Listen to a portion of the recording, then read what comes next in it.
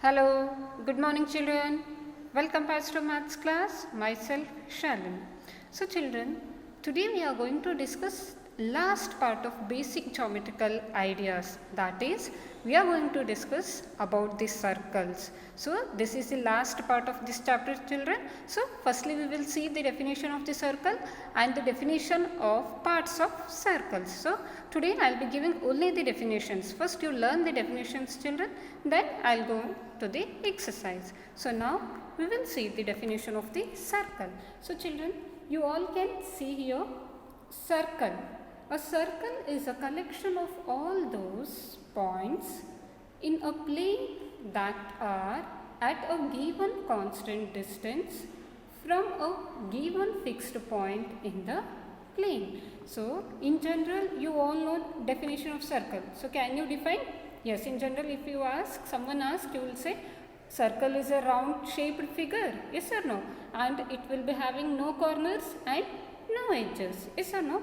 But according to the geometrical, means it is also related to geometry only, that definition, but it is the standard definition of the circle which you have to learn in the 6th class. So that definition up to your primary level you can say that a circle is a round shape, it has no corner edges, but when you come to the higher classes your knowledge should grow, no, that's why you have to learn the standard definition. So what is the definition here? A circle is a collection of all those points in a plane that are at a given constant distance from a given fixed point in the plane. It means that a circle will have one fixed point and throughout the circle that point means that distance is going to remain the fixed, which I will explain you in the exercise how it will be fixed, how all the distances will be fixed. So just you now give concentration on the definitions.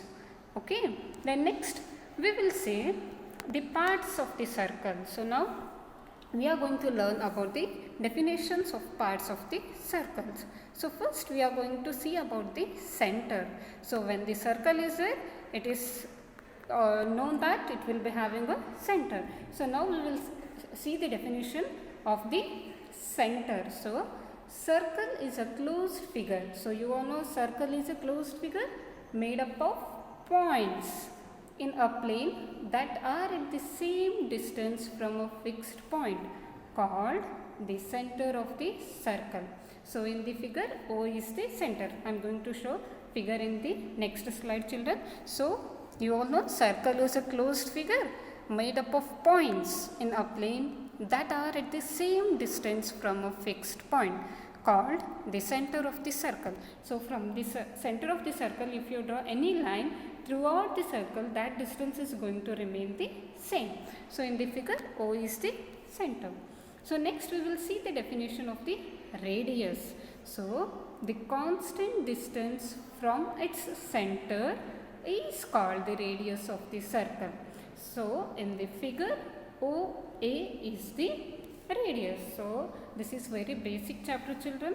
So it takes less time to understand because already you have learnt in your previous class about all these things. So radius means what? The constant distance from its center is called the radius of the circle. So now I am going to show you the figure and you all know this first, So this will be the circle, the shape of the circle which you all know, and in this you all can see this is the center and whatever OA, this line we call it as a radius, means you can draw again here if you draw one line, again this will be one radius. Suppose if you draw like this, again this will be the third radius. So how many radius you want? You can draw in the circles, means all the radius will be of the same length. Suppose if it is 2 centimeter, this radius will also be 2 centimeter. Again this radius means the length of all the radius will be same throughout the circle children. Okay. Then next we will see the definition of the chord, CHORD. So what is the definition children? You all can see a line segment joining two points on a circle is called a chord of the circle. So what is a line segment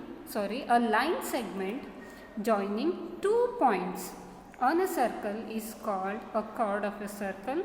In the figure, so one figure they have given children, AB is the chord of the circle, If the chord passes through the center, then it is longest chord. So PQ, PR and ST are chords of the circle. Chord ST passes through the center, hence it is a diameter. So children, here you have to understand the difference between the diameter and the chord. So chord is not going to pass the center. So chord will be drawn leaving the center, means we should not take the line, means it should not pass the center. Suppose if it pass the center, then it becomes the diameter, children. So from this figure you can say ST is the diameter. So chord ST passes through the center, that's why we call it as ST as a diameter, not the chord. So whereas PQ, so you all can see PQ will be the chord and PR will be the chord. Try to understand, children. Okay. Then next we are going to see the definition of diameter. Okay. Now we have seen the definition of the chord. Now we are going to see the definition of the chord. What is the difference between the chord and diameter?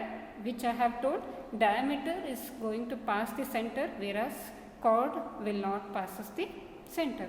So now we will see the definition of diameter. A chord passing through the center of a circle is called the diameter of the circle. So suppose if the chord that passes through the center, then that line we are going to say it as a diameter, not the chord. Okay. A circle has infinite number of diameters. Okay. CD is the diameter of the circle as shown in the figure. So children, all you can see. So in this you all can see CD. So CD we call it as a diameter. Okay. CD is the diameter of the circle as shown in the figure. If D is the diameter of the circle, then D equals to 2R. So this is very easy, children. Radius will be the double. So diameter will be the double of radius, not radius. So when suppose if you take one circle, children, so this is one circle. So this first you can take this as one radius. So suppose if I take this as one radius, if I continue drawing this line, means this side again it will be second radius. So you can take here center one point O. So here you all can see this is one radius and this is the second radius. So double the radius, you are going to get the diameter. So later I will explain you how it will be. Okay. Where R is the radius or the longest chord is called the diameter. Okay. In the figure, AB is a diameter. So here AB is a diameter and the arcs CD and DC are semicircle. So this figure, it is shown in the next slide, children. Don't get confused. Okay. In the figure, AB is the diameter. So in the next figure they have shown AB is the diameter and the arc CD and DC are semicircles. So next we will see the figure which is related to that. So next we are going to discuss about the arc. So whatever that last two lines were given, it is related to the arc. Children, don't get confused. That point is not related to the diameter, only last two lines. Okay. Now we will see the definition of the arc. A continuous piece of a circle is called an arc. Let A, B, C, D, E, F be the points on the circle. The circle is divided into different pieces. Then the pieces AB, BC, CD, DE, EF, etc. are all arcs of the circle. Arcs is nothing but we have a continuous pieces of a circle is called an arc. All you can see AB, they have given some points. So these two, AB is one arc, again BC, this line will be the arc. It's very simple, children. So let PQ be 2 points on the circle. These PQ divide the circle into 2 parts. So now they have given here PQ they have given the points, children. Yes or no? So what these PQ are going to do? They are going to divide the circle into 2 parts. Each part is an arc. So these arcs are denoted in anti-clockwise direction. Okay. So these all with example in the exercises they have given. There I am going to show what do you mean by arc, what is radius, diameter. I am going to show in the exercise part. So till then you must know the definition, children. Okay. The next is circumference of a circle. So the perimeter of a circle is called its circumference. The circumference of the circle of radius r is 2 pi r.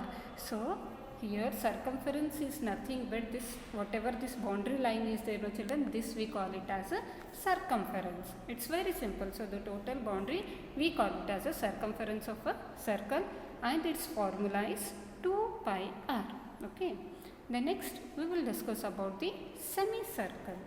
So the diameter of a circle divides the circle into two equal parts. Each part is called a semicircle. So this line you all can see, children, it is a diameter line which is dividing the circle in equal parts. Yes or no? So the diameter of the circle divides the circle into two equal parts. Here you all can see it is divided into two equal parts. So each part is called a semicircle. So this first part again we call it a semicircle, and this also we call it as a semicircle. We can also say that half of a circle is called a semicircle. In the figure, AXB and AYB represents the semicircles. Semi means you all know half. Okay. Then next we will see the definition of segment. Let AB be a chord of a circle. So they have given AB. So this line, children, so you all can see this line we call it as a chord. Then AB divides the region enclosed by the circle, that is the circular disc. So this whatever part is there, this part is we call it as a segment. So whatever that part is there, we call it as a segment.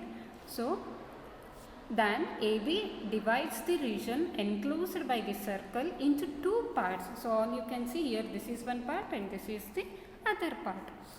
Each of the parts is called a segment of a circle. So these two parts we call them as a segments. Both the parts we call them as a segments. Then next, the segment containing the minor arc is called the minor segment. Minor means small, major means big. So you all can see which area is bigger. This area is bigger and this area it is smaller. So this smaller area we call it as a minor segment, children. Okay. So the segment containing the minor arc is called the minor segment, and the segment containing the major arc, so this portion is small, so we call it as a major segment. Okay.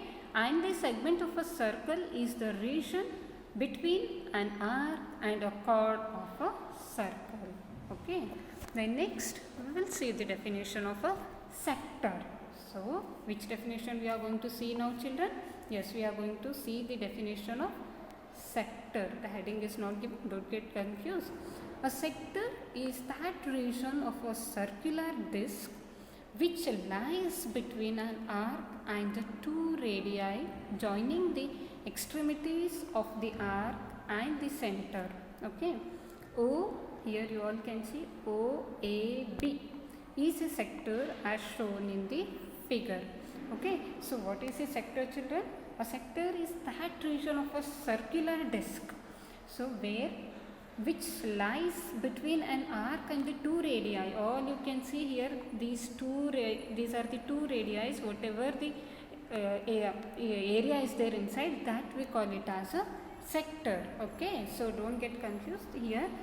When there are two radii, when their space is there, when arc is there, that region we call it as a sector. Okay.